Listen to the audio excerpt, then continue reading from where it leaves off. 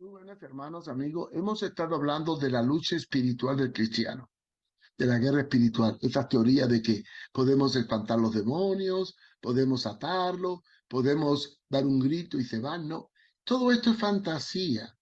En realidad, hay una verdadera batalla espiritual y de esa es de la que vamos a hablar. Todos los cristianos van a tener una batalla constante hasta que partan con el Señor en diferentes dimensiones.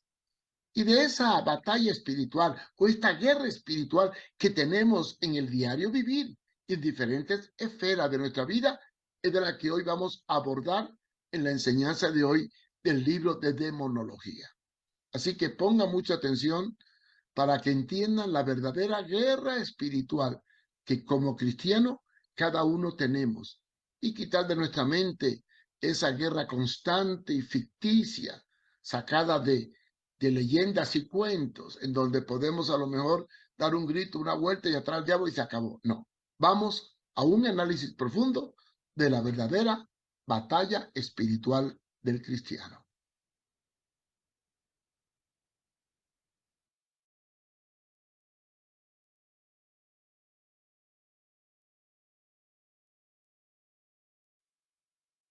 La lección para hoy es la verdadera guerra espiritual. ¿Qué significa eso de guerra espiritual?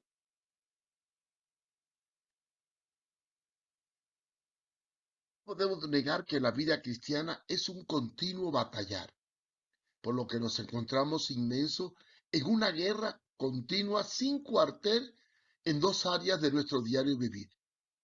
Una es el área psíquica, la mente, y otra es el área física, la tentación, los deseos de la carne, en las cuales siempre tenemos que ser directamente atacados por Satanás o huestes espirituales. Y aunque Satanás se aprovecha de nuestras debilidades, tenemos que estar preparados para estar firmes. Es por ello que tenemos que tener cuidado a la hora de discernir en qué área de lucha espiritual debemos estar envueltos y comprender cómo podemos batallar en las diferentes áreas de nuestra vida y qué campo de combate tenemos que enfrentar y con qué diferentes enemigos tenemos que pelear. Pero esto no ocurre todos los días. Ahora bien, ¿cuáles son las áreas en donde nosotros tenemos más lucha? Veamos, lo natural o físico. Sí, físicamente tenemos obstáculos, limitaciones, enfermedades que nos agobian. Muchas de ellas pueden ser por descuido, otras por ataque directo de Satanás. Tenemos problemas por errores que cometemos, los cuales nos pasan factura, y también comportamientos erróneos que nos traen consecuencias. Todo esto es en el área física y natural. En el área mental o en el aspecto psíquico, tenemos que luchar con pensamientos negativos, temores continuos, agotamiento o estrés agobiado por la preocupación, traumas que arrastramos de nuestra infancia, trastornos mentales, etcétera. Y en el área espiritual también podemos experimentar ataques directos del maligno, desanimándonos y apartándonos de nuestra vida constante de oración, de ayuno y de perseverancia. Pero tenemos que desarrollar la capacidad para distinguir entre una cosa y otra. Para ello necesitamos ser maduros en el conocimiento de la palabra, para saber usar correctamente los sentidos y discernir. Porque en la palabra de Dios está el conocimiento, como dice Hebreos 5:14. Pero el alimento sólido es para los que han alcanzado madurez, para los que por la práctica tienen los sentidos entrenados o ejercitados para discernir entre el bien y el mal.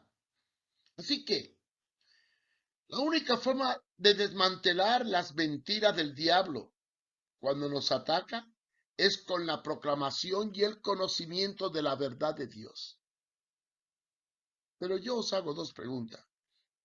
¿Qué hizo Jesús para vencer a Satanás en el desierto? ¿Me reprendió solamente con una oración de guerra? Veamos. Veamos la actitud de Jesús. Jesús no dio vuelta, ni gritó, ni reprendió al diablo con una simple guerra espiritual, sino lo desmanteló mediante la palabra de Dios. ¿Sí? Desmanteló la mentira del diablo y tuvo que usar para ello la palabra expuesta con toda claridad.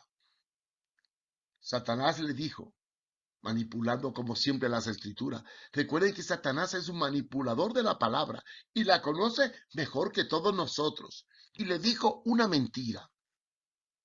Si eres hijo de Dios, échate abajo, porque escrito está, a sus ángeles mandará cerca de ti y en sus manos te llevará, de modo que nunca tropieces con tus pies en piedra. Mateo 4, 5 y 6.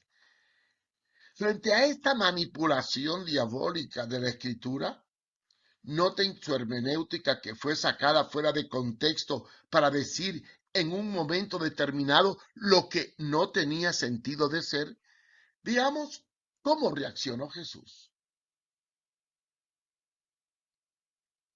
El Señor conocía las escrituras y entonces le cita a Satanás el Salmo 91, 11 y 12, que dice, porque escrito está, el Señor ordenará que sus ángeles te cuiden en todos tus caminos. Con sus propias manos te levantarán para que no tropieces con piedra alguna. Así que Satanás trató de manipular el sentido para inducirle a hacer lo que no era el tiempo de hacer. Quería confundirle. Es tremendo ver cómo Satanás hoy en día maneja con tanta maestría algunos pasajes de la Biblia para engañar a la gente. E incluso lo trató de hacer con el mismo Jesús. Muchos hoy día usan la Biblia de forma idéntica. Son alumnos de Satanás que han adquirido esta tremenda dinámica interpretativa inventada de él. A esto yo le denomino la descontextualización de la palabra. Sacar un texto del contexto para fabricar un pretexto. Pero volviendo al hecho de la tentación, Jesús se enfrenta a esta batalla directa contra el enemigo, pero lo hace a través de la palabra de Dios. Arremetió contra la mentira del diablo proclamando la verdad de Dios. Dice la palabra en Mateo 4:7. Jesús le dijo, además de estas cosas escrito, no pondrás a prueba al Señor tu Dios. Este pasaje, además de que desmantela las mentiras, ratifica la deidad de Jesús.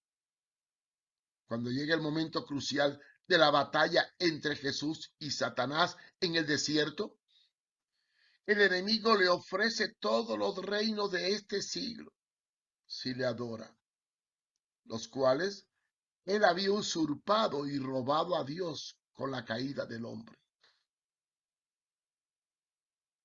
Pero el Señor arremete con toda su fuerza en la palabra al ataque final.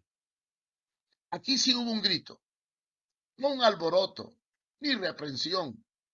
No trató de atar al hombre fuerte.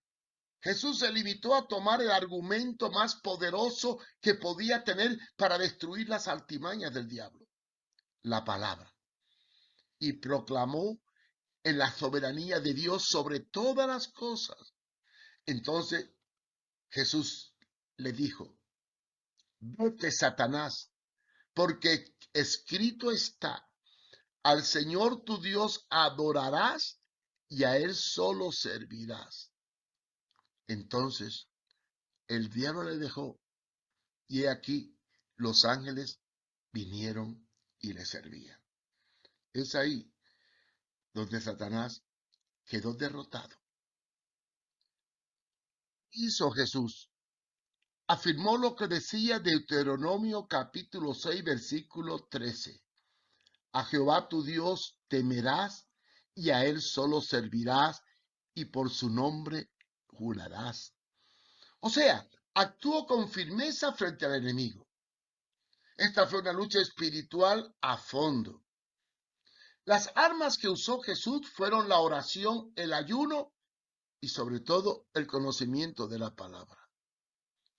Ahora es bueno saber que además del conocimiento de la palabra, existe un elemento extra en el cual podemos apoyarnos para poder probar los espíritus cuando nos salimos de la esfera de la mente. Este don que nos ayuda a probar los espíritus es el don de discernimiento, expresado en 1 Corintios 12:10. Y es una obra del Espíritu Santo. Él mismo nos ayuda a probar a los espíritus, que muchas veces se visten de religiosidad y pueden estar llenos de mentiras y abominaciones, haciendo milagros y aparentando piedad, como dice segunda de Timoteo capítulo 3 versículo 5. Tendrán apariencia de piedad, pero negarán su eficacia.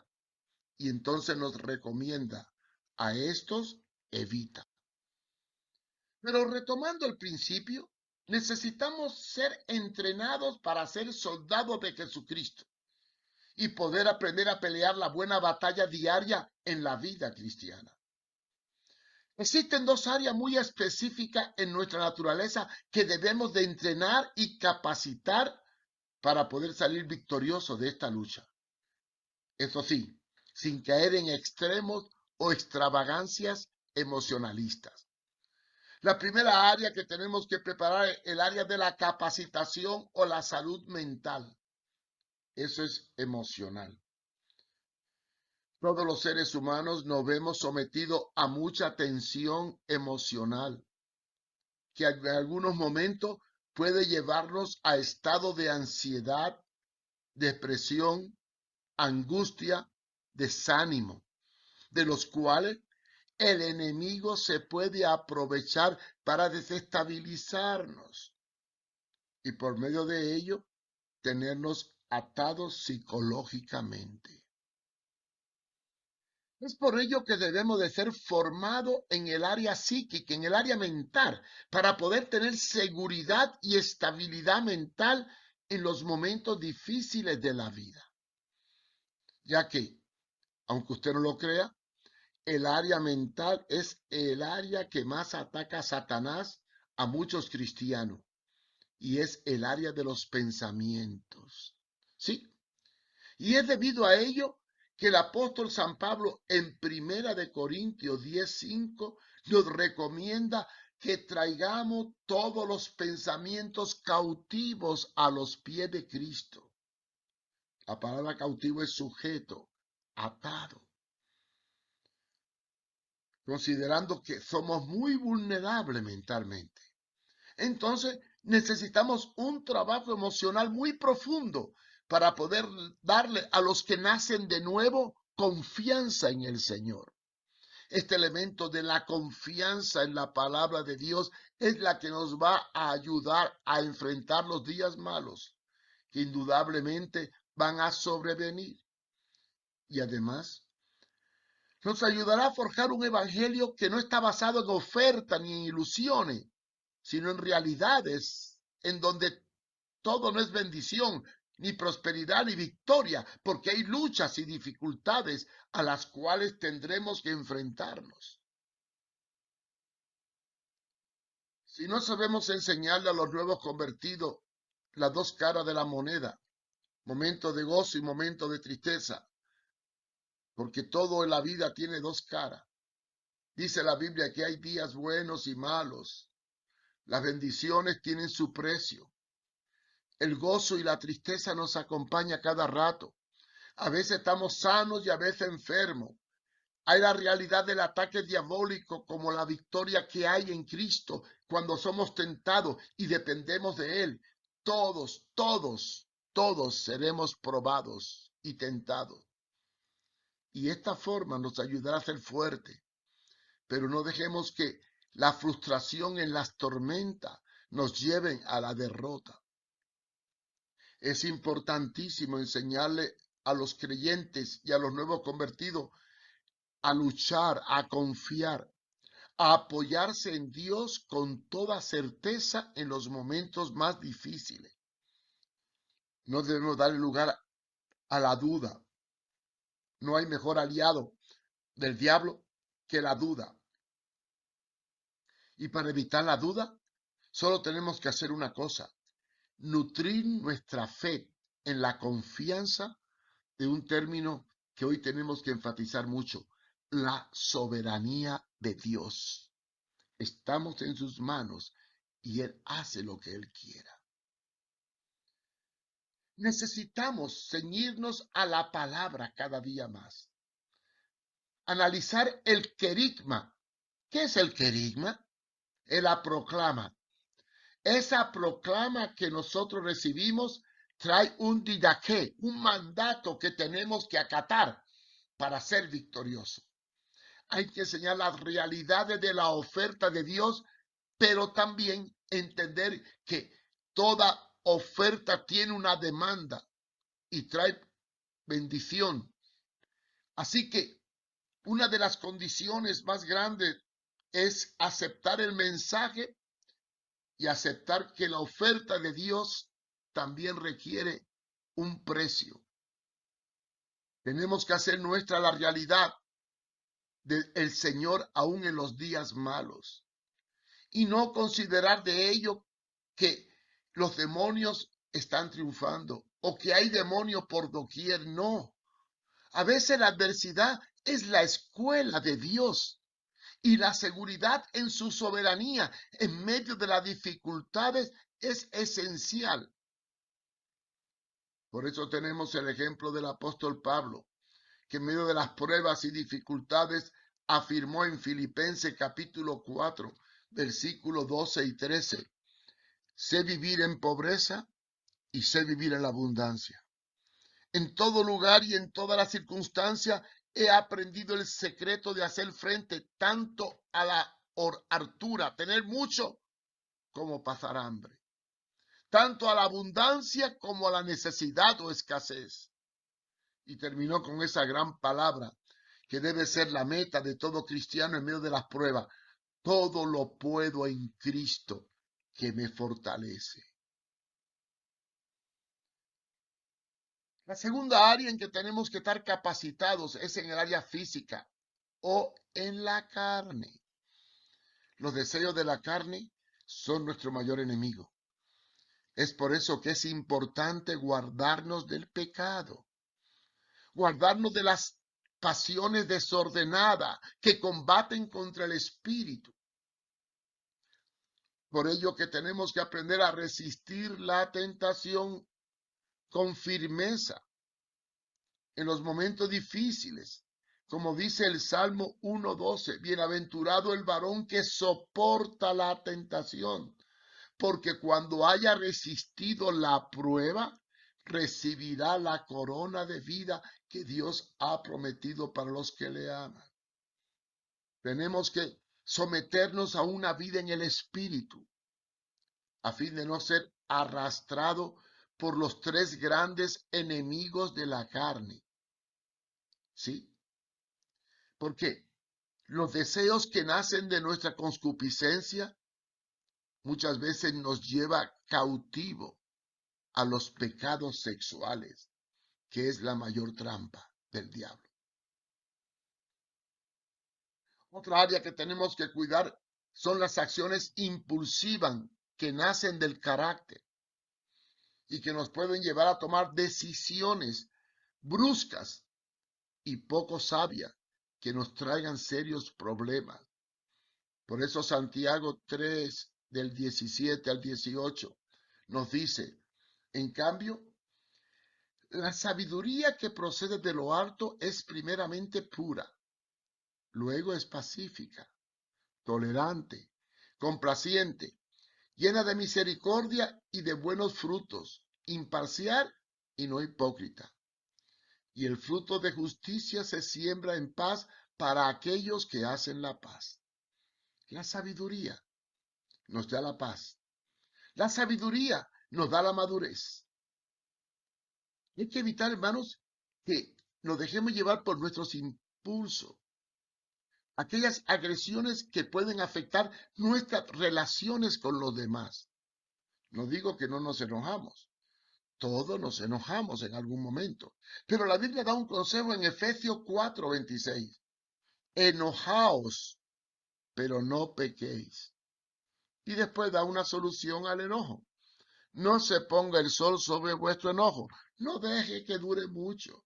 No deje que dure más de 24 horas. Trata de atajarlo a tiempo, porque el enojo guardado mucho tiempo produce resentimiento y el resentimiento trae consigo amargura. Tercera área que tenemos que luchar, nuestras reacciones emotivas. Sí, a veces producidas por las experiencias vividas que nos pueden llevar más allá de lo que Dios desea, privándonos de la capacidad de obtener el propósito que éste tiene con la misma, de lo cual se derivan muchos fracasos. Cuando nos emocionamos y nos disparamos y tomamos decisiones precipitadas, terminamos después lamentándonos. Por ejemplo, al recibir el don de lengua, debo tener conciencia de que su uso es limitado. No puedo abusar de ella y causar desorden, al igual que en la iglesia de Corintio. Porque cuando oro, el apóstol Pablo dice que oraré en el Espíritu, pero con entendimiento. Y reafirma, porque si yo oro en una lengua, mi espíritu ora, pero mi entendimiento queda sin fruto. Y hace una pregunta. ¿Qué pues? Oraré con el espíritu, pero oraré también con el entendimiento. Cantaré con el espíritu, pero cantaré también con el entendimiento. Qué falta de entendimiento hay en muchas iglesias donde todo el tiempo se va cantando y cantando y a veces no sabemos ni lo que cantamos. Y en medio de un culto armamos desorden, porque Dios es un Dios de orden. Aprendamos a usar el discernimiento, el conocimiento, el controlar nuestras emociones, principalmente cuando hay un mover del Espíritu Santo. Es por ello que debemos someter nuestros miembros a la ley del Espíritu, que es la que da vida, y forjar en nuestro temple físico un carácter que nos ayude a aguantar o soportar las embestidas del maligno, los impulsos carnales o emocionales. Y hay que hacerse fuerte, sí, muy fuerte para resistir la tentación, para no ser inconstante en la vida cristiana, para no dar rienda suelta a las emociones, porque la vida cristiana se nutre más de convicción que de emoción. Debemos sujetar el espíritu a los profetas, como dice la palabra.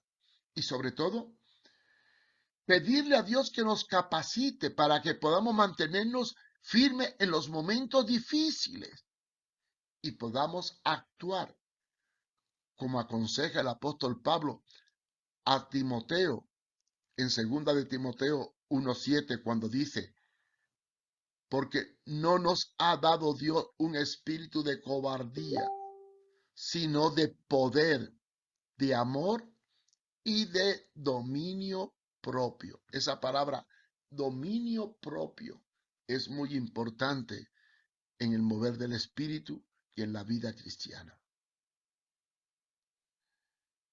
Hermanos, la vida cristiana se compara con un luchador, a la de un atleta o a la de un soldado. Por lo tanto, hay lucha. Veamos qué nos enseña Pablo en 1 Corintios 9:25. Y todo aquel que lucha se disciplina en todo.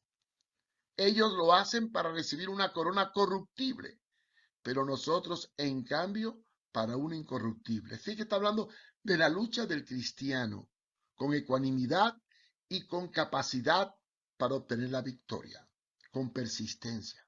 Después, en 2 de Timoteo, capítulo 2, versículo 5, nos dice, además, si algún atleta compite, no es coronado a menos que compita según las reglas.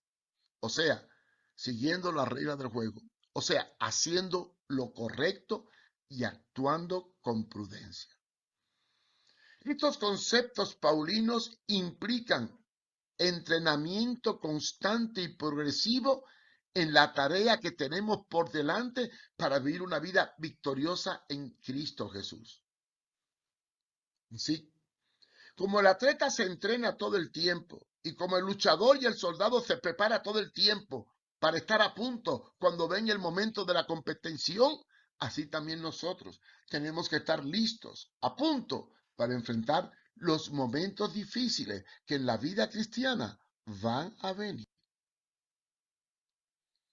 Sobre esto y la preparación a la guerra espiritual hay algo que razonar. Cuando el énfasis cobra fuerza y se vuelve un todo, se ofrecen cursillos para convertirse en un guerrero espiritual. Y se mistifica el combate, ignorándose que para la preparación en la lucha o en la carrera o en el combate, se debe seguir un proceso largo de formación que incluye muchos elementos complementarios al de la intercesión y la guerra en sí. No podemos ganar una guerra pegando un grito o tomando un cursillo. No. El buen soldado de Jesucristo debe estar preparado en todo tiempo en las escrituras para enfrentarse a los problemas. Dice la palabra que no tiene que ser un neófito. Debe haberse formado en su carácter y aprender a estar sujeto al orden del cuerpo, teniendo dominio propio y sobre todo saber juzgar con justo juicio. No debe dejarse llevar por fábulas necias, aceptando los principios básicos de un buen guerrero que están contenidos en la palabra y que Pablo recomienda a su hijo Timoteo cuando le escribe. Y le dice, pero tú has seguido de cerca mi enseñanza, conducta, propósito, fe, paciencia, amor, perseverancia, persecución y aflicción. Miren todas las cosas que tiene que soportar uno. La vida cristiana es una escuela. Y después sigue diciendo, como las que me sobrevinieron en Antioquía, en Iconio y Listra. Todas estas persecuciones he sufrido y de todo me libró el Señor. También todos los que quieren vivir piadosamente en Cristo Jesús serán perseguidos. Pero los malos hombres y los engañadores irán de mal en peor, engañando y siendo engañados. Pero persiste tú en lo que has aprendido y te has persuadido, sabiendo de quién lo has aprendido. Estos pasajes nos hablan claramente que la lucha no es un cursillo, es una forma de ser, de estar y de luchar. Es algo continuo. Y para concluir esta enseñanza, establezcamos estas verdades bíblicas que son básicas.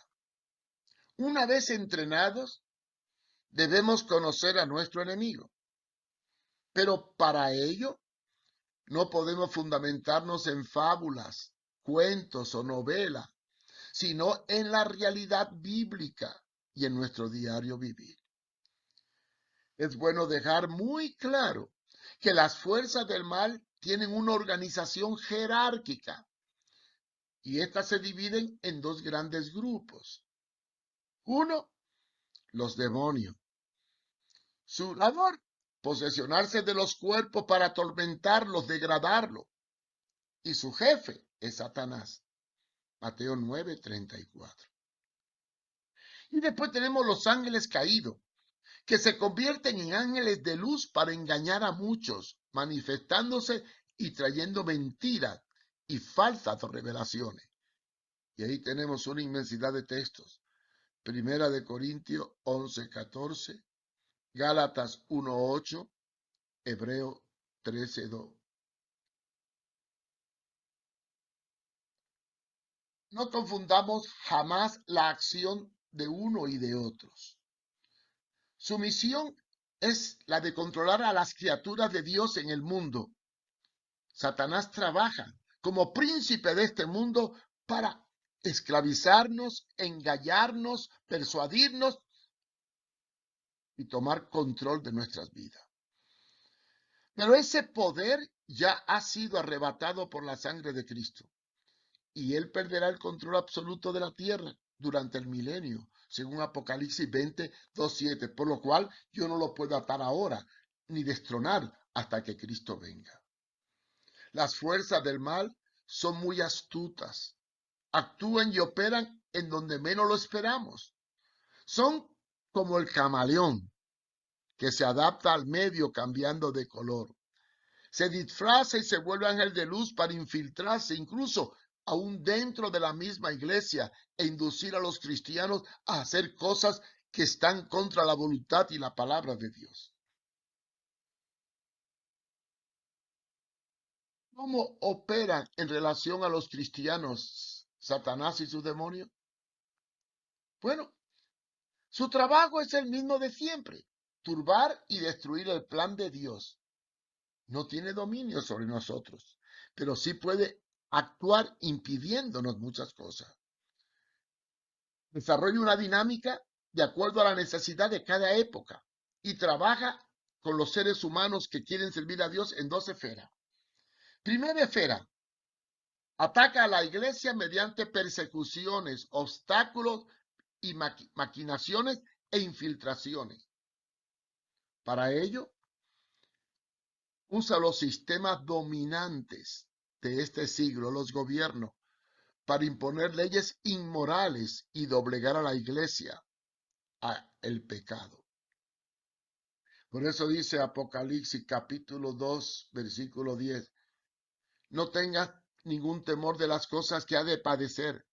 Y aquí el diablo va a echar a algunos de vosotros en la cárcel para que seáis probados y tendréis tribulación por 10 días. Sé fiel hasta la muerte y yo te daré la corona de la vida. No podemos negar que la iglesia tiene que enfrentarse a una lucha continua. Y si predica la verdad en un medio donde los antivalores son normas de conducta, tendrá que sufrir la consecuencia. Actualmente, el diablo está queriendo dividir la iglesia y hacer que se alíe con el sistema dominante de este siglo. Está llevando a la iglesia a buscar la riqueza, el poder político y sin darse cuenta el sincretismo y el culto al diablo, desmistificando y aún adulterando la palabra de Dios para llevarnos al error. Tengamos mucho cuidado con esta corriente y énfasis que hoy está tratando de contaminar la iglesia para convertirla en la iglesia apóstata. Segunda área del ataque, segunda esfera de ataque. El diablo nos ataca en el área que nos rodea, o sea, con la familia, los bienes y la salud. Por medio de ello, nos quiere llevar a claudicar. Cuando somos fieles con Dios, vienen las pruebas y la dificultad, y aún hasta la familia se vuelve contra nosotros. Una muestra de ello es el libro de Job. Él trata de hacernos sentir mal, trata de privarnos de la confianza en la soberanía de Dios para confiar más en las promesas terrenales y en las promesas de los hombres que en la confianza en el Señor. Y nos ataca físicamente y emocionalmente, usando muchas veces a las personas que más queremos. Tercera esfera o área de ataque. Nos ataca con malestares en el cuerpo y en la mente. Y trata de limitarnos físicamente o psíquicamente para emprender algo. Pablo habla de esta lucha en su mente, mediante la cual le abofeteaba con un aguijón que no le dejaba hacer lo que quería. Segunda de Corintios 12:7. No podemos negar que hoy tenemos muchos aguijones que podemos transformar en victoria si somos persistentes. Debemos de hacer nuestra lucha diaria afianzándonos en la palabra del Señor para poder decir, como dijo Pablo, que tuvo muchas luchas y dificultades en 2 de Timoteo 4:7.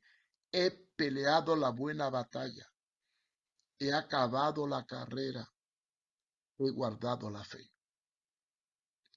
Y también se relata en Hebreos 11:34 las pruebas de los cristianos. Socavaron la violencia del fuego, escaparon del filo de la espada, sacaron fuerza de la debilidad, se hicieron poderosos en batalla y pusieron en fuga los ejércitos de los extranjeros. Esa es la confianza de los que esperan en Jehová. Hermano, aunque tengamos pruebas y dificultades, aunque nos ataquen la mente, en el cuerpo, por medio de la familia, con crisis económica, ya tenemos la victoria. Sí, dice la palabra que en Jesucristo somos más que vencedores en cualquier situación. Por eso, termino esta ponencia diciendo lo que el apóstol Pablo dijo en 2 de Timoteo 4, versículos 7 y 8. He peleado la buena batalla, he terminado la carrera, me he mantenido en la fe. Por lo demás, me espera la corona de justicia en el Señor. El juez justo me otorgará en aquel día, y no solo a mí, sino también a todos los que con amor hayan esperado su venida. Hermanos, no claudiquemos de la lucha diaria, no caigamos en una falsa guerra espiritual creyendo que con un grito o tal cosa podemos ya salir victoriosos. La vida cristiana tiene baches, tiene momentos de altura y momentos de caída, tiene días buenos y días malos. Sea lo que sea, mantengámonos firmes en el Señor. Bueno, esté pendiente de la próxima lección que estaremos compartiendo con ustedes. Y si le gustó esta enseñanza, puede buscarla en YouTube en el canal Mario Fumero y darle like y también suscribirte. Esperamos que sigamos en sintonía en la próxima serie sobre este tema llamado demonología. Gracias por acompañarnos y esperamos que esta lección sea de bendición para su vida. Si quiere aprender más, visite mi página web www.contralapostasía.com o también cualquier pregunta o sugerencia, escriba a mi correo marioeduardofumero@gmail.com. Dios les bendiga.